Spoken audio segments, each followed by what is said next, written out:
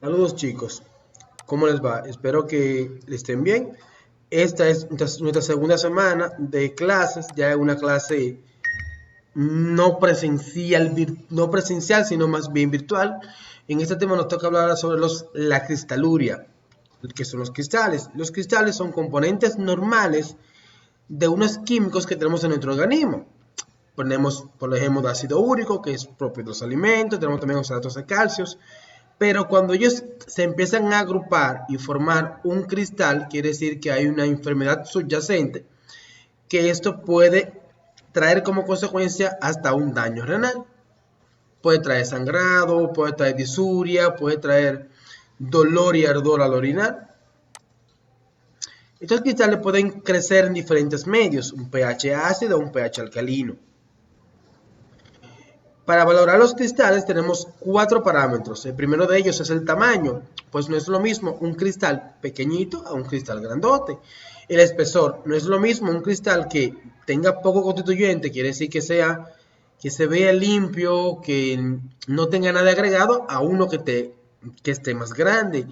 Y el número, obvio, o sea, no es lo mismo un solo cristal aislado que usted encontrar 15 en un solo campo. Al igual que encontrar cristales que estén solitarios, como este caso, y encontrar otros que están aquí, que sí que este paciente tiene capacidad litogénica, quiere decir que el paciente puede sufrir en un momento determinado de litiasis renal, que no es más que cálculos.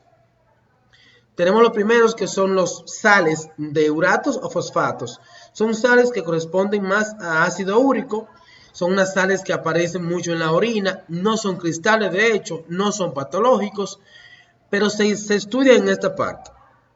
Si el pH es menor de 6.5 o igual a 6.5, se conocen como uratos.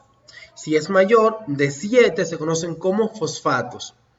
Cuando tengo una orina que su sedimento se le ve esa parte rosada y yo quiero saber si son uratos o son fosfatos, pues solo tengo que tomar un poco de la orina y calentarla.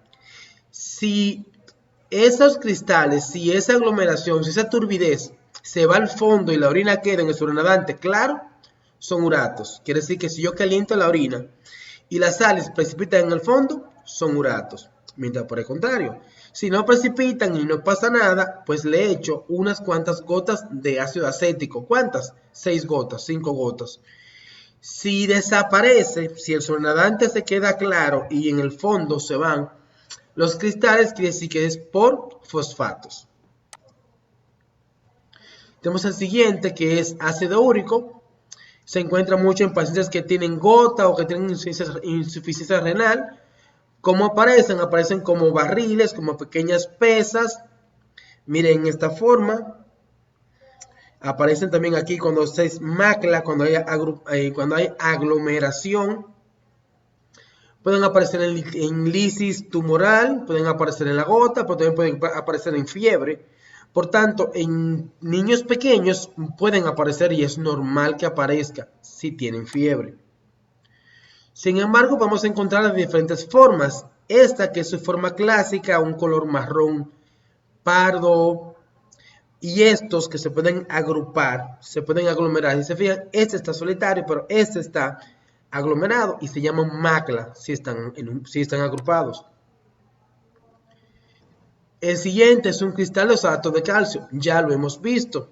Se ven como una pirámide que cuando yo les doy al botón micro, se ven que se agranda y se estrecha.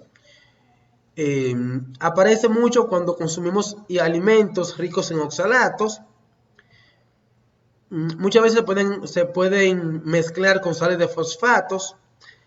Lo lindo del caso es que estos aparecen pirámides. Cuando yo le doy al botón macro y al micro, aparecen como pirámides. Mírenlos aquí, aquí los tengo. Sin embargo, esta es la forma clásica, el oxalato de calcio dihidratado, o sea, 2 veces hidratados. ¿Por qué ocurre que yo lo puedo encontrar en esta forma? En una forma de oxalato de calcio monohidratado. Es fácil de distinguir porque muchas veces se le ve ese colorcito o se ven ovalado con un punto cuando yo le doy al botón micro.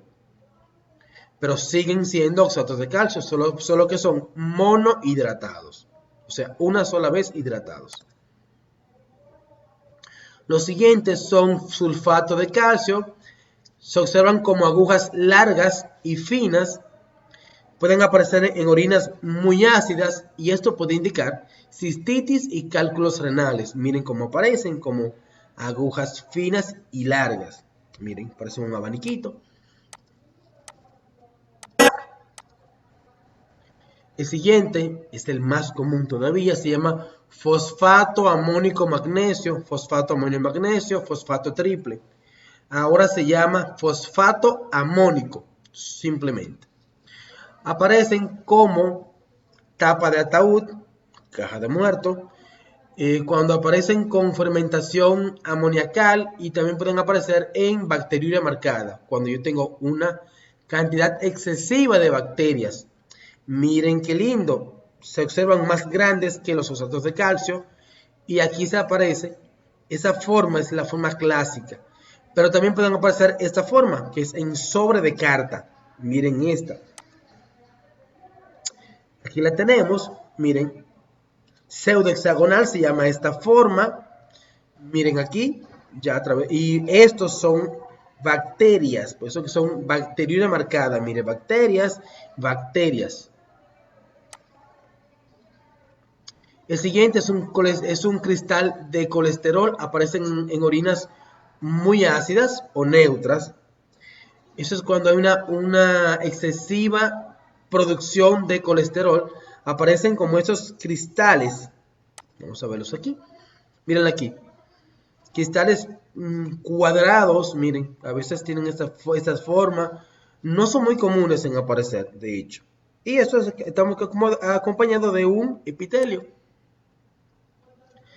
Los cristales de cistina están asociados a un déficit o a un daño a nivel del ADN del paciente. Por tanto, esta parte significa que el paciente tiene un daño genético porque hay una reabsorción de cistina, que es un aminoácido, y al reabsorberse aparecen en la orina, porque no deberían de absorberse.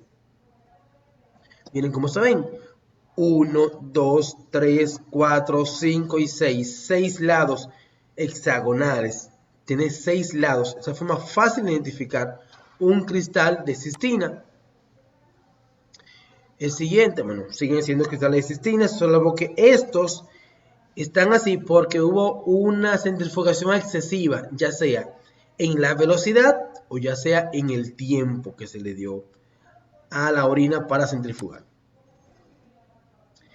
Dentro de los cristales que son patógenos, que ya indican daño degenerativo de tejidos o necrosis, tenemos los cristales de tirosina. Aparecen como agujas finas, se pueden aparecer como finas e hileras, fíjense, aquí están aisladas, pero aquí aparecen aglomeradas en forma de roseta. Estos, como dije ahorita, aparecen en daño renal crónico o necrosis del tejido. Saliendo ya de los cristales, vamos a entrar ahora a los elementos, a otro tipo de elementos que son las levaduras, que no son más que hongos unicelulares que tienen una importancia en la capacidad para fermentar los azúcares. Esa parte es esencial. ¿Por qué?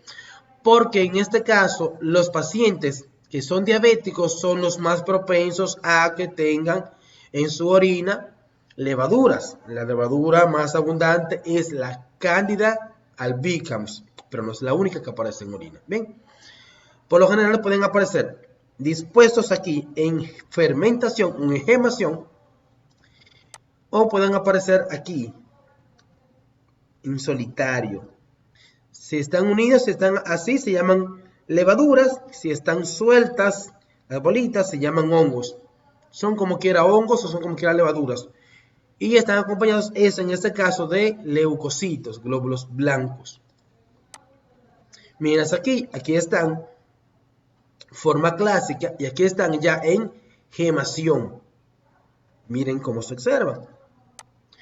Lo siguiente que tenemos es la parasitosis, que tenemos la tricomona vaginalis, que es una de las que más aparecen. Es la parasitosis más abundante, tanto mujeres como hombres. Es un protozoario, es un flagelado, unicelular, solo tiene una sola fase, que es la fase de trofozoito. Están asociadas a infecciones urinarias, vesicales.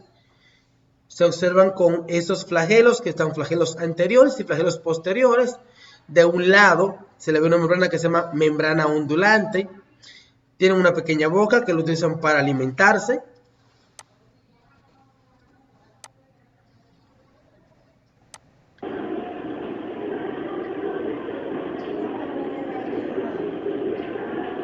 Miren, en este caso podemos encontrar estas. Por aquí vemos, por aquí.